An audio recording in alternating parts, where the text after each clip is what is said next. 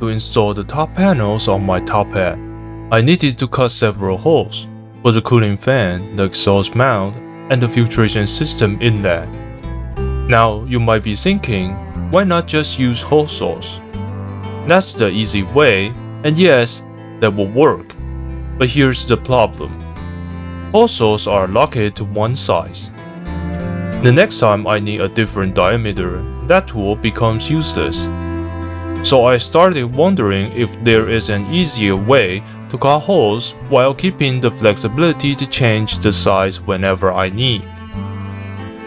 Hi, welcome to Slow Engineering. I'm David.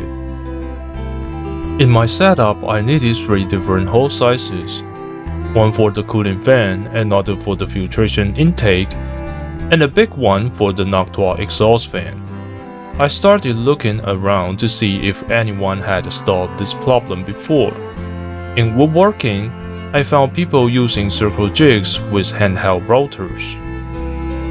The idea is simple. The router is fixed on one end of an arm, the other end pivots around a center point. And as you swing the arm, you cut a perfect circle.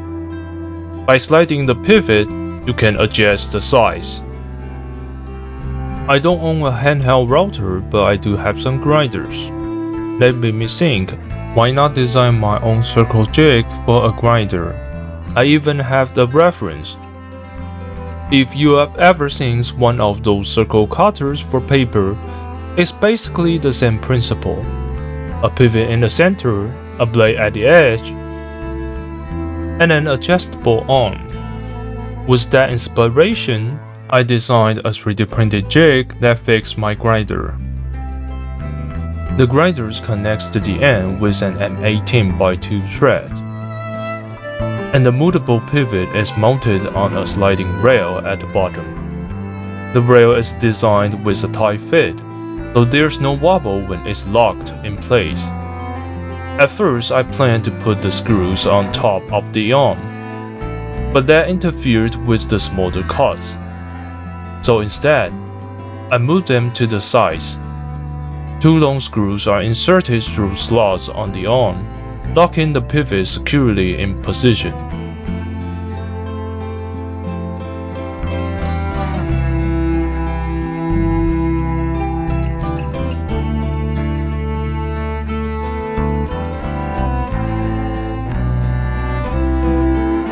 When I thought about the pivot itself, I first imagined just a pointed tip resting on the panel.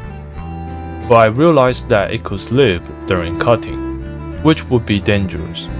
A better idea was to anchor the pivot directly into the panel. That means drilling a small hole at the circle center before cutting and inserting a rod that's longer than the cutting bit, so it stays firmly in place. For quick adjustments, I mark radii on the bottom side. The marks aren't razor sharp since 3D prints aren't great for fine lines, but spaced properly they work well enough. Each gap gives me a reliable reference.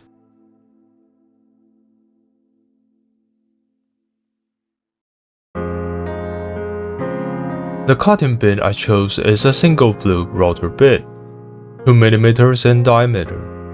It's normally used for acrylic, but it handles polycarbonate panels too. Because of the way it cuts, I designed the arm radius to compensate by a millimeter.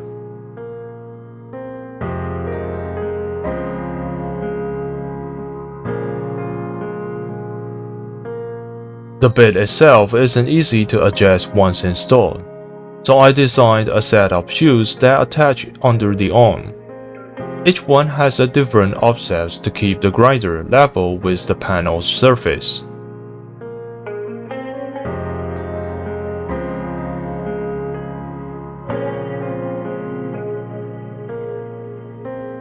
They also make cutting cleaner by collecting chips, and they allow me to cut halfway through the panel from one side, then flip it over and finish from the other side.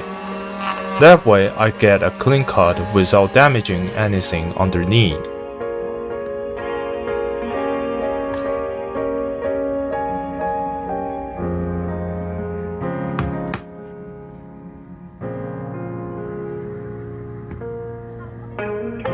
So that's my circle jig. What do you think? Do you see it being useful in your workshop? Leave me a comment below and let me know. I've also shared the design files on my Patreon page, and you can find the links in the description. If you'd like to support my work, consider joining me there. As always, keep moving forward.